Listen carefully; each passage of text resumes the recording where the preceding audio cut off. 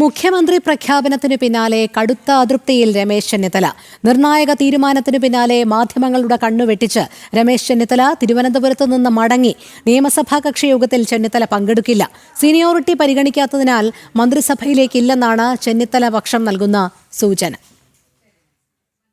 രാവിലെ മുതൽ മുഖ്യമന്ത്രി പ്രഖ്യാപനത്തിനായി കാതോർത്ത് കേരളം കാത്തിരിക്കുമ്പോൾ രമേശ് ചെന്നിത്തലയുടെ വഴുതക്കാട്ട് വീട്ടിലേക്കും പ്രവർത്തകരുടെ ഒഴുക്കായിരുന്നു. മാധ്യമങ്ങളോടൊന്നും തന്നെ പ്രതികരണത്തിന് മുതിരാതെ കുശലാന്വേഷണം നടത്തി രമേശ് വീടിനുള്ളിൽ തുടർന്നു. പിന്നാലെ 10 മണിക്ക് ശേഷം ചെന്നിത്തല പക്ഷക്കാരായ ജ്യോതികുമാർ ചാമക്കാല, അൻവർ സാദത്ത് എന്നിവർ ചെന്നിത്തലയുടെ വീട്ടിലെത്തി. കാത്തുനിന്ന പ്രവർത്തകരിലും ചെന്നിത്തലയുടെ വീടിന് മുന്നിൽ തടിച്ചുകൂടിയ ജനങ്ങളുടെ മുഖഭാവങ്ങളിലും ആകാംക്ഷ ഉരുണ്ടുകൂടി. ഇതിനിടെ രാഹുൽ ഗാന്ധിയുടെ ഫോൺ വിളി ഒരിക്കൽ കൂടി രമേശ് ചെന്നിത്തലയെ തേടിയെത്തി. ദില്ലിയിൽ നിന്നുള്ള വിവരങ്ങൾ ചർച്ചയാകുന്നതിന് മുൻപേ പ്രഖ്യാപനം കൂടിയെത്തിയതോടെ ആരെയും അറിയിക്കാതെ വീടിൻ്റെ പിൻഭാഗത്തെ വഴിയിലൂടെ രമേശ് ചെന്നിത്തല പുറത്തേക്ക് പോയതായി വിവരമെത്തി. വീടിന് മുന്നിൽ നിന്ന പ്രവർത്തകർ പോലും ചെന്നിത്തലയുടെ നീക്കം അറിഞ്ഞിരുന്നില്ല. ഒടുവിൽ വിശദീകരണവുമായി ജ്യോതികുമാർ ചാമക്കാലയും അൻവർ സാദത്തും വീടിന് പുറത്തേക്കിറങ്ങിയപ്പോഴാണ് ചെന്നിത്തല പ്രഖ്യാപനത്തിന് പിന്നാലെ സ്ഥലം വിട്ടതായി പാർട്ടി പ്രവർത്തകർ പോലും അറിയുന്നത്. പാർട്ടി തീരുമാനം പൂർണ്ണമായി അംഗീകരിക്കുന്നു.